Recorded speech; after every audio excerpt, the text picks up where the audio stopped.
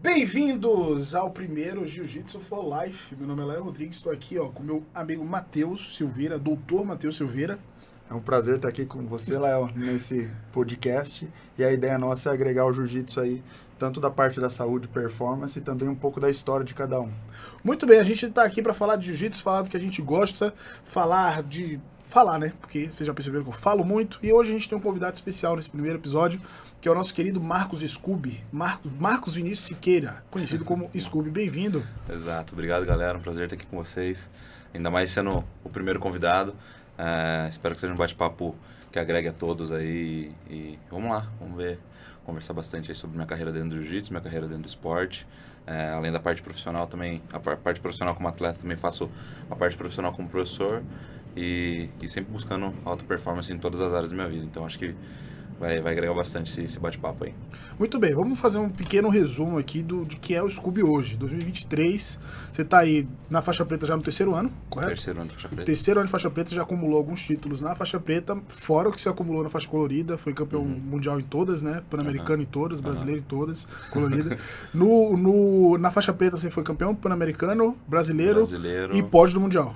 E pódio de europeu agora. O pódio europeu agora, acabou de ser em 2023, na faixa preta. Então, você tem vários títulos já, como atleta, você já também é professor da Aliança Moema, correto? Já tem dado aula há muito tempo, atleta profissional de jiu-jitsu. Mas vamos começar do começo. Como foi que você chegou no esporte? Como foi que o esporte chegou pra você? Ou como é que foi essa história? Cara, bem resumido, eu tinha... Não, bem resumido não, pode falar, meu filho. Podcast, pode falar. Fica à vontade. Cara, comecei a treinar com 13 anos. Na época eu tava no ensino médio já, né, e eu estudava, trabalhava no escritório de advocacia, aos finais de semana eu trabalhava no Lava Rápido. E aí, nesse Lava Rápido que eu trabalhava, sempre ia um cara lavar o carro, que era um taxista na época, e o cara treinava Gil. E aí o cara sempre ficava, porra, moleque, vamos treinar Gil, você é grande, não sei o quê, ficava me incentivando e tal. E o meu tio tinha treinado jiu-jitsu na época também, quando era moleque. E aí meu tio sempre também ficou botando pilha. E aí, pô, como eu já trampava, tinha minha grana, um dia eu fui, pô, vou experimentar, vamos ver o que vai dar. E assim, então você não começou em projeto social? Não, comecei numa academia de bairro. Comecei numa academia Qual de que bairro. Era o Mestre Jabá, lá em Mogi. Sou de Mogi das Cruzes. Legal. Aí, na época, comecei lá, fui treinando. Na época, sempre trabalhava, fazia minhas coisas lá. E aí, logo no primeiro mês de jiu-jitsu, já comecei a competir. Porque a galera já tava no embalo ali, uma galerinha gostava de competir. Daí, já fui no primeiro mês mesmo. Fiquei ali cerca de 2 anos com o professor Jabá, lá em Mogi. E aí, logo depois, buscando mais essa parte competitiva, um treino um pouco mais forte, migrei para a Aliança Mogi, com o professor Rodolfo lá. E aí, segui treinando, sempre conciliando os treinos com a parte do trabalho e tudo mais, porque eu ainda não tinha jiu-jitsu como prioridade na minha vida. Sim. E aí, até que teve um ano, eu estava no meu último ano de juvenil, já no ano seguinte seria meu primeiro ano de adulto, né? Então eu tava com 17 anos. Tava com 17 anos, foi isso mesmo, tava com 17 anos. E aí eu tava nessa de tipo assim, pô, tava pra terminar a escola, né? Tava pra terminar a escola e já ia possivelmente ingressar na faculdade no ano seguinte, né? Aí ficava naquele impasse, pô, vou pra faculdade, meus treinos vão diminuir. E você tinha ideia do que você queria fazer, assim, de faculdade? Cara, assim? Como eu trabalhava no escritório de advocacia durante a semana como office boy, a ideia era eu estudar direito. Era eu estudar direito. Então, tipo assim, eu já tinha mais ou menos isso na cabeça. E aí, eu terminei a escola, e aí, no mesmo semestre ali, mais ou menos, eu ganhei um que tinha na época, era aquele Copa Internacional, que o Eduardo Leitão fazia. Sim. Exato. Revelou muito talento aqui em São Paulo. Graças a Deus eu fui um deles. É isso aí. E aí, de faixa azul ali, eu ganhei peso absoluto, valia a passagem pro Pan-Americano nos Estados Unidos. E aí, eu falei, porra, isso foi em 2014, se eu não me engano. 2014. E aí, falei, porra, eu nunca viajei pra fora do estado, não tenho condição pra viajar pra fora do estado nem pra passear, ganhar uma passagem pra ir lutar jiu-jitsu nos Estados Unidos. Falei, porra, vamos ver que bicho vai dar, né? E aí, foi a primeira experiência que eu tive de competir fora do país. E aí, eu tinha esse primeiro semestre, né, que o Pan-Americano é sempre no primeiro semestre. E aí, eu tinha esse primeiro semestre onde, sei lá, eu ia ou estudar ou ia dar uma focada no jiu-jitsu. Daí, pô, dei uma chavecada na minha mãe e tal. Falei, pô, mãe, não vou estudar, vou me dedicar um pouquinho mais no jiu-jitsu aqui, vamos ver o que vai dar, né? A gente nunca teve oportunidade nem de andar de avião, pô, vou para outro país. E aí fui, ganhei o Pan-Americano, e aí voltei. 2 meses depois é o Campeonato Mundial, né? Mais ou menos no calendário ali, 2 meses e meio depois é o Mundial. E eu já tinha dado uma enrolada na coroa, falando que ia ficar o primeiro semestre. Deu certo, fui, lutei o Mundial de Azul, ganhei o Mundial de Azul. Aí voltei, aí eu sentei com a minha mãe e falei assim, pô, mãe, ó, na boa, fui 2 vezes pra fora do país já, ganhei 2 campeonatos expressivos. Com 17 anos. Tinha acabado de fazer 18, né? Foi meu primeiro ano de adulto. Falei, pô, acabei de viajar para fora do país, ganhei 2 campeonatos importantes, vou pegar a faixa roxa agora, deixa eu me dedicar o resto do ano. O resto do ano, tá bom, beleza, o ano já perdeu o semestre, beleza. E aí... E nessa já vou por quantos anos? Então, nessa já foi, a gente tá em 2023 agora, né? Já viajou 9 anos mais agora. E aí foi mais ou menos isso, daí, pô, peguei a faixa roxa, já comecei a ajudar nas aulas, comecei a treinar muito mais, me dedicar muito mais. E aí nessa época eu treinava na Aliança Mogi lá, mas eu também treinava na Coab, que daí era o projeto social lá do Mestre Dan, sim. lá na Coab. É que eu lembro que você sempre teve uma proximidade com o Jimmy ali também, porque o Jimmy estava sempre lá em então, Mogi, porque a gente né? o Jimmy ia pra Mogi, porque o Jimmy tem sociedade lá em Mogi, então ele também sempre estava lá com a gente. E eu sempre treinei com o Jimmy, ali na faixa azul, desde quando eu fui pra Aliança Mogi, eu já treinava também na Coab, sim. já tive ali um contato com o Casquinha, vinha treinar pra Matriz.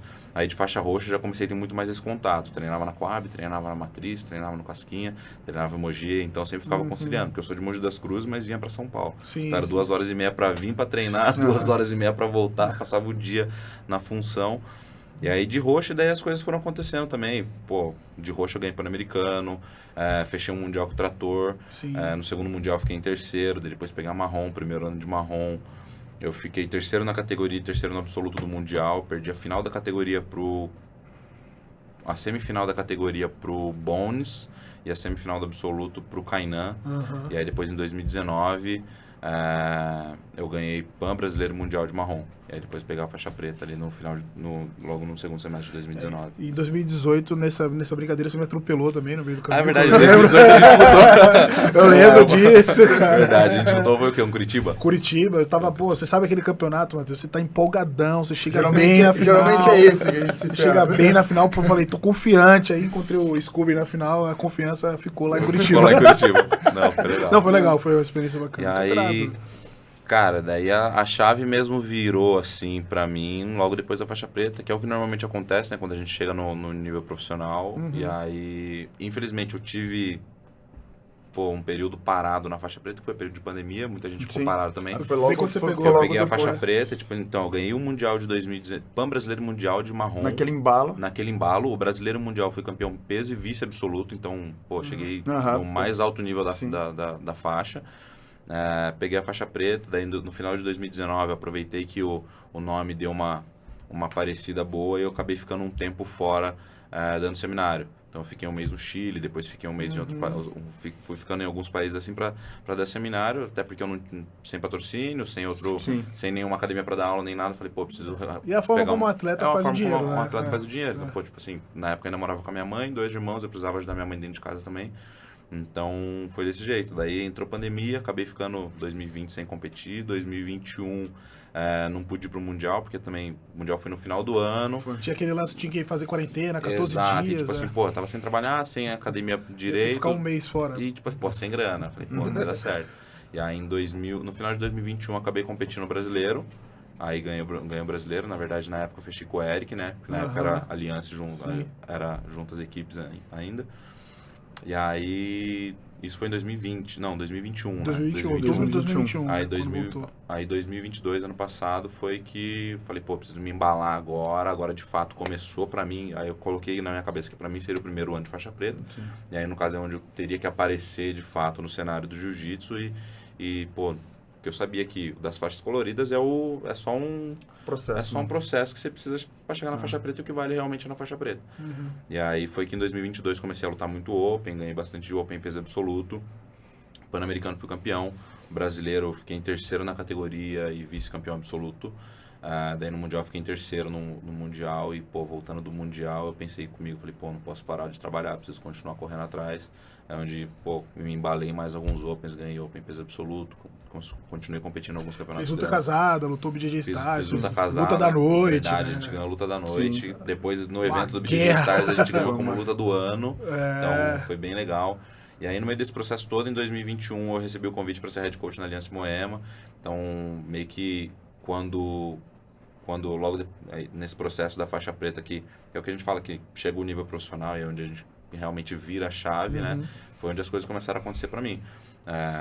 Surgiu a oportunidade de Aliança Moema, hoje moro na Zona Sul de São Paulo, então minha qualidade de vida melhorou, hoje eu consigo ajudar minha Não família. fica 2h30 pra ir, 2 Não horas e meia fico pra mais 2 voltar. horas e meia. Hoje, pô, eu moro a 5 minutos da academia que eu dou aula, eu moro a 15 minutos da matriz, que é onde eu faço meus treinos. Então, a minha vida tá melhorando, tô conseguindo ajudar minha família agora de uma maneira muito, muito boa, que no caso, na época, eu não ajudava, no caso só dava prejuízo, né? Porque eu não conseguia ajudar minha mãe em nada. Então, hoje, nesse processo todo, hoje eu consigo viver, de fato, do jiu-jitsu. Foram muitos anos de dedicação e acho que hoje estou recebendo esse retorno. E, óbvio, continuo plantando. Antes de vir para cá, estava dando aula, dei aula 6, 7, 8 e 9 da manhã. Fui fazer meu treino e, pô, agora estou aqui com vocês. Saindo daqui, depois eu vou ter outra parte de aula também. Então, acho que nada vem por acaso, nada acontece por acaso, né? A gente precisa plantar para poder ter esse retorno. Você falou algumas coisas bem interessantes. Você falou tanto da questão de, mesmo sendo atleta, você aceitou o convite para ser head coach. A gente vai falar sobre isso. E também você falou uma coisa que a gente estava conversando em off, no almoço, antes de começar a gravar, que é sobre o tempo de maturação na faixa preta. Mas antes de a gente falar desses dois assuntos, a gente tem que agradecer os nossos patrocinadores. Boa. Que são aqui, ó, Fluca, a farmácia de manipulação. Tem a MF, que está aqui, de suplemento, passou aqui a Fluca, que é a farmácia de manipulação, MF Suplementos, e também a HCMC. Isso aí, HCMC é que é a maior clínica de performance do Brasil. A gente está em 4 estados hoje. Eu faço parte desse time. A HCMC Moema, eu faço parte da sociedade. A gente foca muito nessa parte de atletas de alto rendimento, tanto da parte ortopédica, tratamento, prevenção, como a qualidade da parte nutricional, com nutrologia esportiva e nutrição esportiva focada em atletas de alto rendimento. Principalmente atletas da luta, porque eu sou da luta, como todo mundo aqui. Faixa preta. Faixa preta, e a gente tá todo mundo junto nessa jornada. O Scooby faz parte do nosso time. São um dos atletas aí que fazem parte do time. Com certeza. E aí a gente sempre tá para somar aí para a vida do atleta. A ideia nossa na parte da luta, jiu-jitsu, na parte de nutrologia esportiva, é um nicho que ele não é tão explorado aí pela saúde. Então, essa busca do foco realmente no atleta de luta é para potencializar uma vida, por exemplo, do Scooby aí, para levar ele a outro nível. Se for perceber a sua história no jiu-jitsu em relação, por exemplo, aquele taxista lá que foi lá... O cara já olhou, né, que a genética era diferenciada. E eu acho que a gente do jiu-jitsu, a gente é meio assim, eu pelo menos...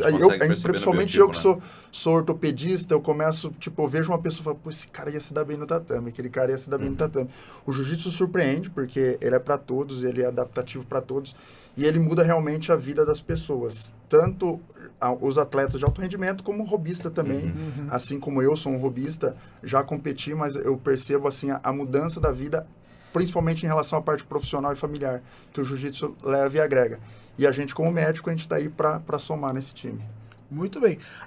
Ele falou uma coisa bem interessante. E eu ia até te perguntar, antes dos assuntos que eu falei, você fez outros esportes antes? Porque você é bem alto, né? E normalmente o cara que cresce muito no Brasil, que a gente tem uma estatura mediana, o doutor jogou futebol, né?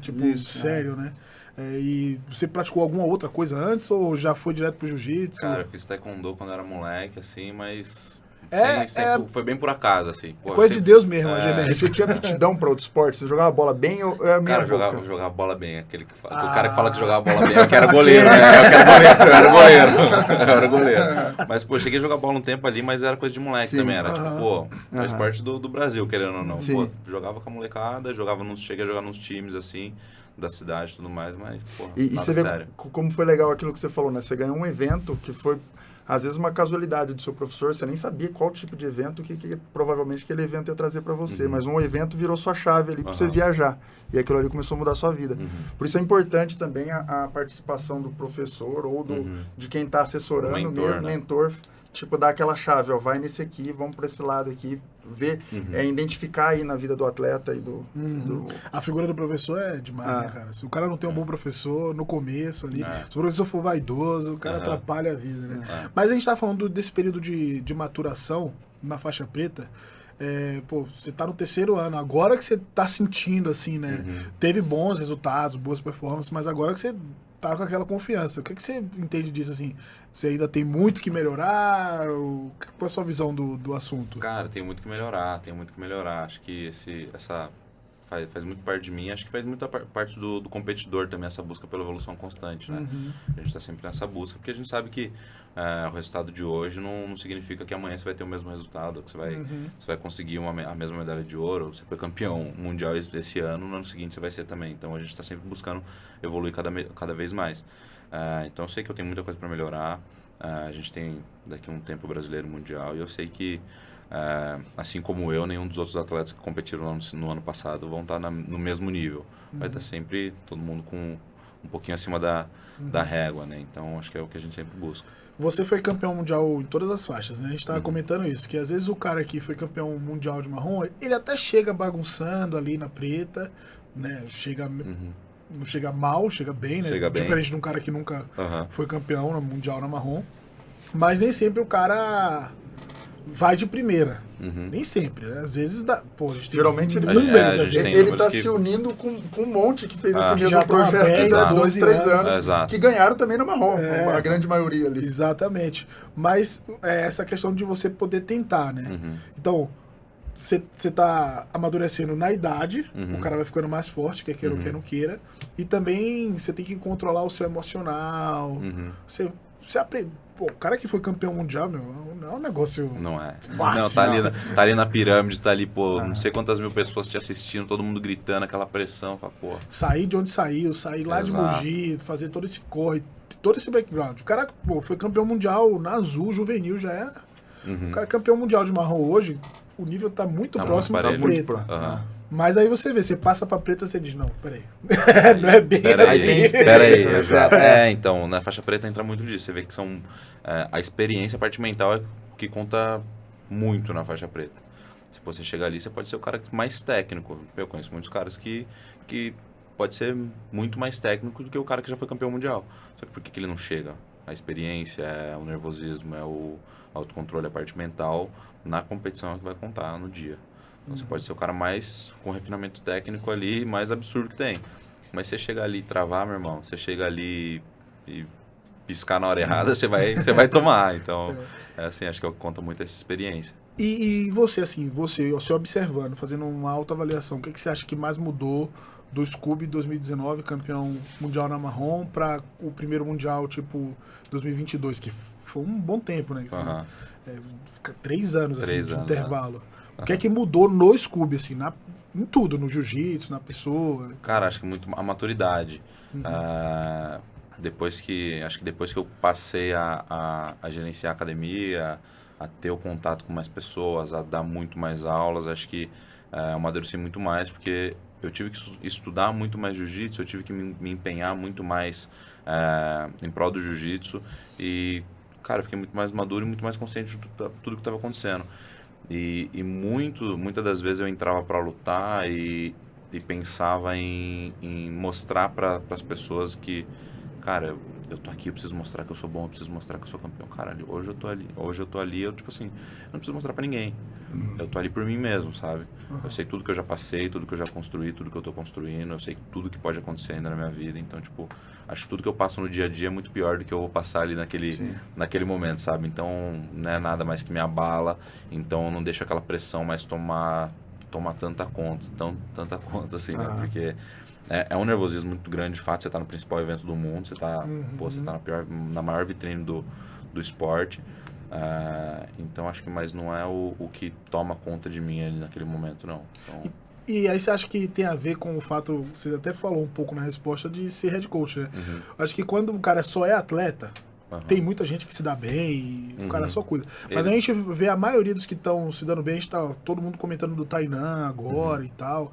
E é um cara que dá aula, ele tá na academia o dia inteiro, entendeu? E também tem a rotina de atleta e consegue combinar as duas muito bem, conciliar as duas muito bem. Você acha que depois que... E também foi durante um período de pandemia, né, 2021, ainda muito lugar estava fechado, você tinha que usar máscara ainda, você começou dando aula de máscara. Começou dando aula de máscara. Eu lembro quando inaugurou a academia, pô, muita coragem dos caras de inaugurar uma academia. A gente deu um tiro no escuro ali e deu super certo. Tá dando super certo. A gente tem 1 ano e meio de academia, a gente tá com 300 alunos. Olha cara, isso. Então, falar que a gente não tá tendo sucesso E quem não conhece a academia, conheça, porque a academia é lindíssima. Fica onde mesmo? Fica aqui em Moema, na Alameda dos Arapanés, 1334, próximo ao metrô Eucaliptus. Exatamente, pertinho do Shopping Ibirapuera, coração de São Paulo aqui, perto do parque também, né? De repente o cara vai de São Paulo, quer dar um rolê legal, vai treinar jiu-jitsu. 8 minutos do aeroporto de Congonhas, do lado da estação de metrô. Cara, tá tudo em casa. 2 minutos da estação. Não tem desculpa para não ir visitar a gente. E você acha que o fato de você começar a ser responsável por outras pessoas e ver esse cuidado, que você já estava ali ajudando na aula, outra coisa é você ser de coach, né? Você acha que te ajudou como atleta também, a você performar melhor? Cara, ajudou porque acho que a competição, de fato, ela é uma vitrine para nós atletas, mas quando você enxerga o jiu-jitsu como um todo, você vê que a competição é... O momento da competição, o período de competição para o atleta ele é muito curto, ele é passageiro. E, cara, você construir um legado como professor, como entender o jiu-jitsu como meio de transformação de pessoas, acho que isso é uma parada muito legal, é uma parada muito importante, que muitos atletas hoje ainda não enxergam isso. Legal, eu acho muito legal focar, eu admiro os atletas que focam 100% nisso, eu acho muito importante, mas na minha percepção a gente precisa começar a construir um pouco mais do que isso. Porque o jiu-jitsu não é só... não existe só o jiu-jitsu competitivo, né? A gente entendeu o jiu-jitsu como arte marcial. E como arte marcial vem essa parte de transformação de pessoas, como transformação de caráter, você ajudar de fato as pessoas nesse meio. Cara, eu tenho o maior orgulho dos alunos que eu tenho ali e ver a transformação deles, cara. Pra mim isso é muito gratificante, é muito mais gratificante do que eu chegar ali no campeonato, ganhar a medalha e mostrar que, pô, sou campeão. Cara, isso é puro ego. Isso só faz parte do competidor. Quando que é legal também. Né? É muito legal, eu amo isso também, não vou mentir, eu amo chegar ali... Ninguém tá julgando, tá? Ninguém tá julgando, eu amo isso também, mas estar ali no alto do pódio com a medalha de ouro, isso é muito gratificante, também saber tudo que você passou pra conquistar aquilo ali. Mas no dia a dia você vê a evolução de cada pessoa, você vê como uma pessoa chegou ali no tatame, como ela se transformou, como ela tá bem agora. Acho que isso é muito mais gratificante, tipo, você ter essa conquista todos os dias, sabe? Recentemente eu fiz um seminário onde tinha um senhor de 75 anos na minha aula, assim, e cara, tipo assim, ele sentou na minha frente, começou a conversar um pouco sobre a vida dele, e ele falou pra mim que, cara, o jiu-jitsu pra mim é uma terapia, eu não consigo ficar sem o jiu-jitsu.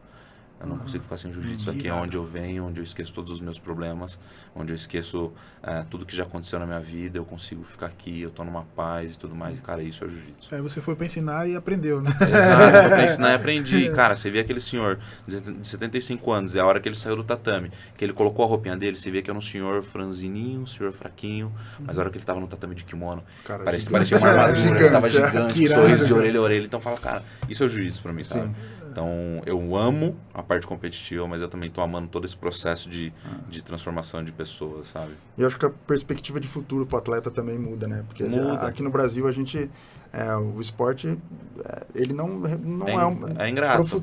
É ingrato. É muito ingrato. Muita gente vai ficar no meio do caminho. São poucos atletas que têm uma condição de só ser atleta. Exato. Eu não tive. Eu não tenho essa condição de só ser atleta. Então, e eu também sempre gostei dessa parte de ser professor, dessa parte profissional do jiu-jitsu. Nesse meio do processo todo da minha fase de crescimento dentro do jiu-jitsu, na faixa roxa eu já estava treinando mais no casquinha. A partir da faixa marrom eu fiquei só no casquinha. No casquinha e na matriz. Mas eu ficava muito mais com o Casca. E o Casca sempre foi meio que o meu mentor, assim. Sempre tive um contato muito forte com o Rodolfo. O Dimitri sempre foi um cara que me direcionou muito bem na parte competitiva, nas partes dos treinos e tal. Mas, de fato, com quem eu tive um elo maior ali foi e é o Casquinha, cara. Eu e o Casca, a gente conversa, a gente tem uma amizade, assim, que é de outro mundo. E ele sempre me direcionou e ele sempre me deu esse caminho como mentor, como a gente tinha falado antes, muito bem. E o Casca, ele sempre me ensinou a dar aula. E ele faz isso muito bem. Quem teve contato com o Casquinha, você acha que teve contato com ele? Cara, ele como professor é surreal. O como ele consegue se conectar com as pessoas, como ele consegue ensinar jiu-jitsu, como ele consegue... A energia dele no tatame é muito diferente. Então eu pude aprender muito com ele. E nesse processo todo eu dei aula na academia dele também um tempo. A gente sempre ajudei ele nas aulas. Então isso foi uma coisa que me ajudou muito nesse processo como professor hoje. Então... Acho que a gente precisa buscar essa parte também como professor, que é fundamental, porque eu cheguei nessa... chega muitos atletas nessa fase de competidor, chega já nos 26, 27 anos, eles só sabem competir. Sim. Então o Casca ensinou muito pra gente isso, como se relacionar com as pessoas, como dar uma boa aula. Então hoje eu consigo sentar e a gente consegue bater um papo sobre qualquer coisa, consigo ensinar uma boa aula. E muitos atletas pecam muito nisso hoje, de não saber dar uma boa aula, de não ter uma boa didática. E muitos atletas chegam no fim da carreira e pensam só no final da carreira que agora eu vou dar uma aula, agora eu vou fazer começa dali, né? Começa dali. E, cara, por que você não adianta um pouquinho isso aí? E eu acho que isso daí pesa muito também na cabeça quando a pessoa perde, né? Quando a pessoa perde. Porque, tipo, cara, eu não sei fazer mais nada na minha vida. Eu não sei mais fazer nada na minha vida. Daí, ali que eu acho que começa a bater. Exato. E daí, de vez ele aumentar o rendimento na preta, é o contrário. Começa a oscilar em tudo. Porque ele fala, pô, se eu não tiver o resultado tô tarde aqui... pra fazer aquilo, Exato. Então, acho que saber conciliar essas duas coisas é muito importante. O Casca sempre direcionou a gente pra fazer isso muito bem. O Dimitrios, pô, é um exemplo disso. O cara faz tudo. Faz tudo, é um cara que trabalha dentro da associação da Aliança, é um cara que dá aula, é um cara que compete em alto nível já. Final do Mundial agora. Exato, 22, e tipo assim, pô, eu conheço o Dimitrios, é meu amigo pessoal, fora do jiu-jitsu. Cara, eu sei que ele tá no tatame às 6 da manhã, ele tá dando aula. O cara depois faz o treino, depois vai pro escritório, à noite ele tá treinando. Até às 22 de novo. Eu tô 2 anos lá treinando, que eu percebi que parece que a intensidade dele de treino vai aumentando. Ela vai sempre aumentando, eu percebi. Ele tá em busca do campeonato mundial. O cara sempre tem um foco lá, ele vai. Só que ele não esquece que tá no redor. Ele vai levando tudo junto, num nível maior. Exato. Pô, muitos caras fizeram. O Langel também é um exemplo disso. O Fábio foi o nosso, digamos que o nosso primeiro exemplo disso. O Fábio, na época, ele ajudou em todo o crescimento que a gente tem dentro do esporte, pô, competindo e dando aula, gerenciando a aliança. Então, cara, é uma fórmula que deu certo, né? Exato, não tem porque você olhar ali e falar, pô, não vou. Então, cara... E hoje tá muito mais fácil graças a essas pessoas, né? Graças a eles, graças ao pessoal que foi exato. abrindo o caminho, né? Exato. Você tava falando do Casquinha e você falou uma coisa interessante. O que eu posso resumir é que eu observando o Casquinha, vendo já esse tempo que eu o conheço, é que ele vai estar sempre se reinventando. O Casquinha é um cara que toda hora ele tá lá, ele tá pesquisando, ele tá estudando, ele tá olhando quem tá fazendo. E é justamente isso que o cara, tipo, ó, você tá vendo um professor renomado, academia grande, já é faixa preta há 20 e tantos anos, já tá com mais de 50 anos, o cara tá se reinventando, como é que eu não vou me reinventar? Tipo assim, né? É um exemplo, né? Então é mais ou menos isso, tipo, o atleta pode ir se reinventando até na hora de competir, né? O cara tá competindo de uma forma assim, ele tava tendo resultado, daqui a pouco não tem mais, ele tem que se reinventar, imagina só. O jiu-jitsu tá acelerando, né? Cada vez o pessoal mais técnico, mais preparado fisicamente e mais preparado mentalmente. E agora com uma perspectiva de futuro. Tanto dando aula, como também a parte de atleta competindo, tá começando a virar grana isso daí também. Então, é uma coisa que assim, o mercado tá evoluindo em todos os sentidos ali. Isso que é legal também, identificar. E daí você não ficar na zona de conforto, né? Que é o que acontece com, por exemplo, um Casquinha que tá 1 milhão de anos no jiu-jitsu. E o Scooby que tá 3 anos na preta. Toda hora que você conversa com ele, toda hora que eu encontro com o Casquinha, ele tá com novidade. Toda hora. E é pra todo mundo, não é só pra ele. Ó, tô aprendendo isso aqui, vamos ver, vai dar certo. Não, e você vê o tamanho do jiu-jitsu, né? Por exemplo, eu da parte médica, eu me moldei, depois que eu comecei a fazer jiu-jitsu, eu voltei pra essa área do esporte. Você... da parte de fotografia, pô, o jiu-jitsu hoje ele tem uma gama muito grande de profissionais em cima dele. E daí faz com que o atleta seja mais visado, o esporte valorizado e um crescimento, acho que de todos juntos. Né? Você falou nisso aí, eu vou perguntar pra você agora, tá no burburinho agora de bolsas milionárias e grappling e... assim, é legal, né?